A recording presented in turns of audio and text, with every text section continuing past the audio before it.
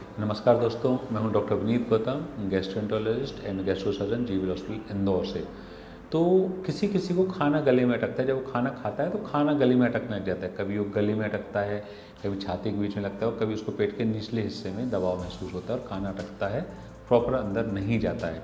तो खाना अटकने के, जिसको मेडिकल लैंग्वेज में डिस्फेजिया बोलते हैं, क्या क्या कारण हो सकते हैं। तो फ्रेंड्स, खाना अटकने का सबसे कॉमन कारण जो होता है वो होता है आहार नली या ईसोफेगस का कैंसर। किसी को उम्र अगर 40 या 50 साल के ऊपर है और खाना उसका अटक रहा है, पहले सॉलिड अटकना चालू होता है और धीरे धीरे लिक्विड अटकना चालू होता है और साथ में भूख की कमी और वजन की कमी होने लग जाए, तो कैंसर होने के चांसेस बहुत ज़्यादा होते हैं। आहार नली के तुरंत ही अच्छे गैस्ट्रोएंटरोलॉजिस्ट से मिलना चाहिए। उसके बाद जो दूसरा कारण होता है वो होता है पेप्टिक स्ट्रक्चर। किसी को लगातार एसिडिटी बनी रहे बहुत दिन तक, तो जो आहार नली का निचला हिस्सा है वहाँ जल जाता है और वहाँ सिकुड़न हो जाती है, जिसको हम बोलते हैं पेप्टिक स्ट्रक्चर। तो उस कंडीशन में भी खाना अटकने लग जाता है। इसके अलावा एक बीमारी होती है एक्लेजिया कार्डिया।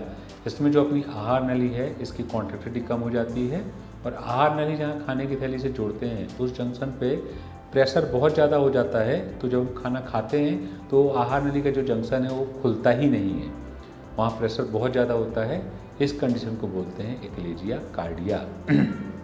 इसके अलावा एक कंडीशन हाइटस हर्निया है। अगर बहुत बड़ा हाइटस हर्निया है, खाने की थैली ऊपर खिसक कर आ गई है पेपड़ों के बीच में, तो उससे भी कंप्रेशन होता है, उससे भी खाना अटकता है। इसके अलावा कुछ रेयर कॉज होते हैं जिसमें एक वेव होती है, एक स्केच की रिंग होती है, इनसे भी खाना अटक सकता है। किसी को अगर बहुत ज़्यादा एसिडिटी लगातार बने रहे और नीचे के हिस्से में जलन हो जाए तो उसको भी खाना अटकना महसूस हो सकता है। तो अगर किसी को भी खाना अटक रहा है, खाना निगलने में तकलीफ महसूस हो रही है, तो अच्छे गैस्ट्रोएंटरोलॉजिस्ट से मिलिए। इसको जांच करने का सिंपल तरीका एक एंडोस्कोपी होती है, जिसमें मुंह से कैमरा डाल के जांच करते हैं और जो भी कारण होता है वो पकड़ में आ जाता है। केवल 2 मिनट की जाँच होती है और उसके अकॉर्डिंगली फिर हम उसका इलाज करा सकते हैं। तो किसी को भी अगर ये समस्या है, तुरंत ही अच्छे गैस्ट्रोएंटरोलॉजिस्ट से मिलिए और इसका इलाज कराइए। नमस्कार।